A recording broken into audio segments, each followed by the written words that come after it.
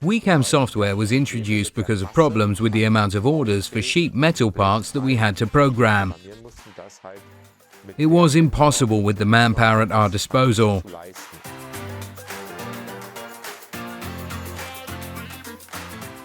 The senior boss, Mr. Joshua Ronge, founded the company at that time in a garage. With 5 to 6 people, simple profiles were made, as well as windowsills and roof edge profiles. That's how it started.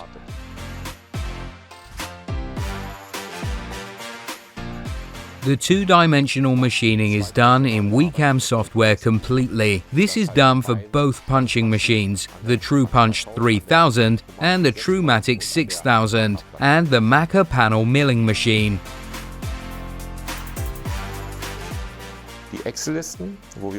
The Excel list with our elements and components is read into WiCAM via a CSV file.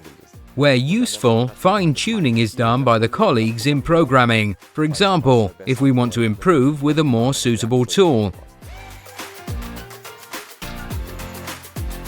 The work preparation is the bottleneck. On demand, huge loads of orders from the sales department have to be processed smart and quickly, and distributed in the production. With WiCAM software, we create much more capacity in the programming than with the old software.